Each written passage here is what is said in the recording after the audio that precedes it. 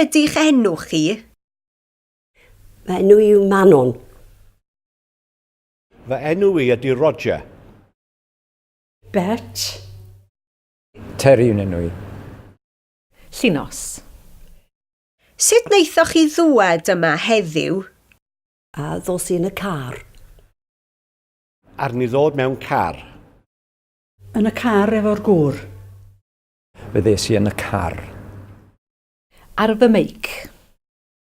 Be ydych gwaith chi? Dwi wedi ymddeol. Mi oeddwn ni'n athro, ond dwi wedi ymddeol. Dwi wedi ymddeol, ond mi oeddwn i'n athrawes. Roeddwn ni'n arfer fod yn brifathro. Dwi'n reolwr cyffredinol gwersyll yr Urdd. Faint o'r gloch dych chi'n codi fel arfer? Dwi wedi ymddeol. Tua 7:30 yn y bore. Wel, dwi wrth y modd yn yngwelu, ond dwi'n trio ngorau i godi cyn 9. Rwy'n codi am 8 o'r gloch y bore. O gwmpas 6:45 y bore. Be ydych chi'n hoffi wneud yn eich amser sbar? A dwi'n hoffi darllen, dwi'n hoffi mynd i'r gym, a dwi'n edrych ar ôl yn wires fach.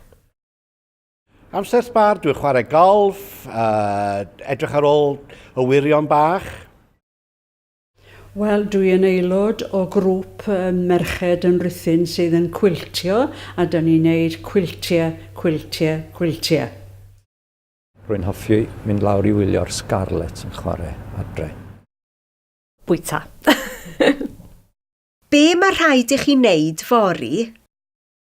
Fori, mae'n rhaid i mi edrych ar ôl Alice yr wires fach. Fori. Wel, falle fydda i'n brysur fori yn gofalu am rywun pwysig, sef yn wyr bach i Jacob Evans. Bydd rhaid i mi fynd lawr i glwb rygbi Dimbych i wneud ychydig o waith ar y tir. Mynd â fy mab i chwarae pêl-droed a wedyn mynd i'r gym. Lle eithoch chi ar eich gwyliau diwetha? Eithon ni i Wlad Groeg. Yn yr haf, eithon ni i Wlad Groeg.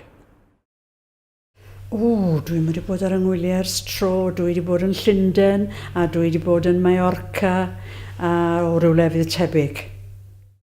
Fe aethon ni i Ffrainc haf diwetha. Aethon ni i'r gogledd i weld teulu.